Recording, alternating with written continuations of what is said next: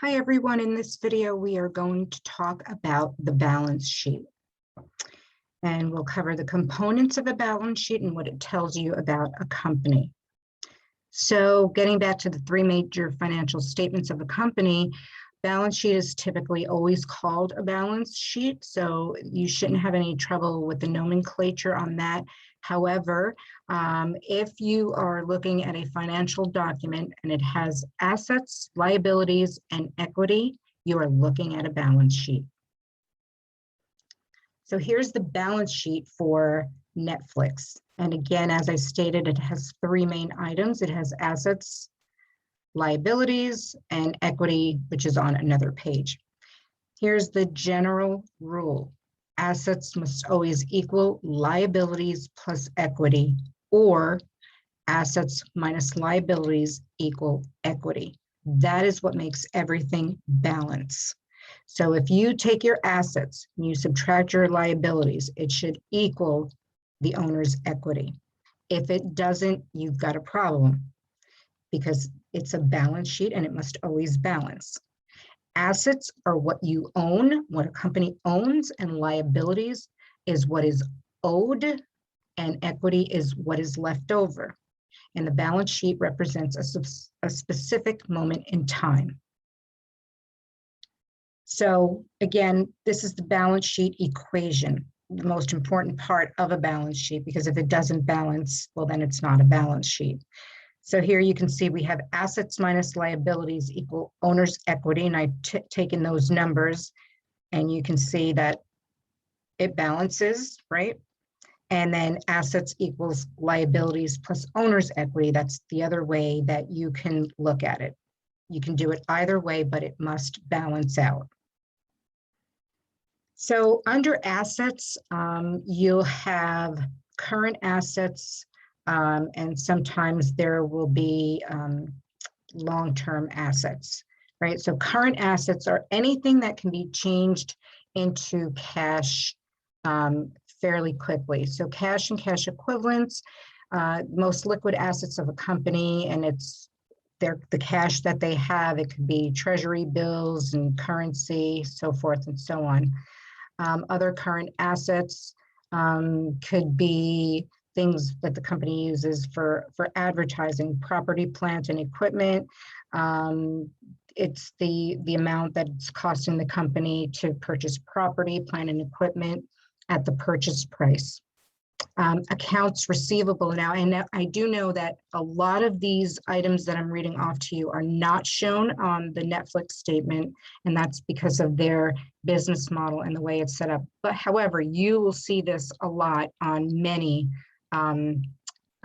balance sheets. Accounts receivable, the amount that customers owe a company, right? So if I send you out an invoice for $500, I haven't received that money yet, so it sits in accounts receivable. And inventory are products that are ready to be sold, or products that are under construction, and that's listed under inventory. And Netflix does not carry any inventory. Again, that's because of their business model. Other items that you will see are depreciation, goodwill, intellectual property, accruals, and prepaid assets, right? So again, these are not showing up for Netflix because their business model. So goodwill, depreciation, we went over earlier. It's, you know, the amount that's being depreciated against what is being charged to the income statement. Goodwill, that if you ever see that on a balance sheet, that will indicate that the company has purchased another company. Intellectual property could be software that the company created or patents that stay on the balance sheet over the life of the revenue stream that they generate. So that could sit there for a very long time. And accruals and prepaid assets. So for example, if you rent a building and you pay the entire amount up front, you can't record that as one expense at one time. you can only record 1 month's worth of expenses on the income statement. So the remaining amount sits in a prepaid asset account.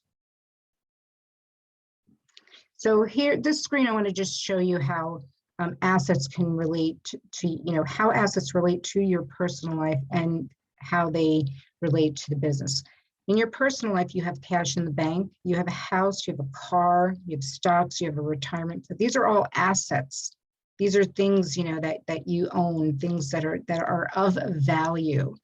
And in business, as we said, it's cash in the bank, that property that we own, that equipment that we own, accounts receivables, money that we know is going to come in from people we've sold stuff to. Our inventory has value to it. Goodwill, because we've purchased another company. Well, that just, made us a better company, because now we not only own what we have, but we bought a piece of something else, right? So this is just how the, assets are in your personal life, not just in business. So then you have liabilities, and you'll have current liabilities and long-term liabilities. Current liabilities, similar to current assets, are liabilities that have to be paid off in a year or less. So, for example, if you have a $100,000 loan and $10,000 of it's due this year, that would sit in the current portion on long-term debt. Accounts payable, well, these are the amounts that a company owes to its vendors. So if I did service with Joe's Coffee Shop and I have to pay them in 60 days, that's, or I receive the invoice and I don't have to pay it for 60 days, that's where I'm going to record that transaction. Accrued expenses and other liabilities, these are under short-term liabilities. So for example, you get paid on October work. You get paid on October 1st for work you completed in September, or if a bill is received in September but will only be paid in October, right? So you're going to let that money sit in the accrued expenses or other liabilities. Deferred revenue is money that's been received, but the services have not been delivered. Therefore, it is not considered an obligation. So long-term liabilities usually consist of loans that are due more than 1 year, deferred taxes, pension liabilities, and loans, which are amounts that a company owes to its vendors. So as I said, just as in business, you have liabilities as well in your personal life. If you have credit card debt, that's something you owe out. If you have a car loan, that's something you owe out. The mortgage, something you owe out, as well as a student loan. So for stockholders' equity, it's what's left over once you subtract the liabilities from assets. And it includes capital provided by investors, retained earnings. These are accumulated earnings kept in the company to either reinvest in the company or to pay out dividends.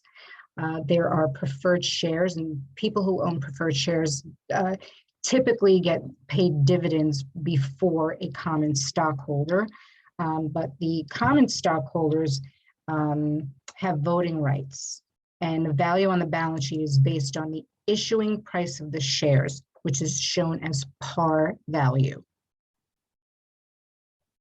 So in your personal life, you can create a balance sheet and determine what it would tell you. So for my assets, I have cash in the bank and I own my car outright, and the value of the car is $15,000. And for my home, I have enough equity in my home that the value I could walk away with would be $125,000. So my assets total $131,500. Now, on the other hand, I also have credit card debt, student loans, and a mortgage, right? These are things that I owe. And what I owe is $204,360. So my net worth is a negative $72,860. So something needs to change, right? If you wanted to make this a healthy net worth, you would want it to be a positive number. So what can you do with that? Well, you can maybe earn more money, maybe sell your car, right? There could be, $15,000 in there, or you can do something with your student loans, maybe get, lower interest on your student loan, same with your mortgage, or pay off your credit card debt, right? So there are things that you can do personally to make sure that your net worth stays positive, and that's the same for a company. So here's what we learned, that a balance sheet captures a moment in time, and the balance sheet must always balance. Assets minus liabilities equals owner's equity, or liabilities plus owner's equity equals assets. These are projections and estimates, and there are various types of budget. So I think the projections and the bullet point for projections and estimates and various types of budgets doesn't belong on this slide. So I apologize for that. And assets is what a company owns, liability, what a company owes, and owner's equity, what is left over in a company. That's it for now.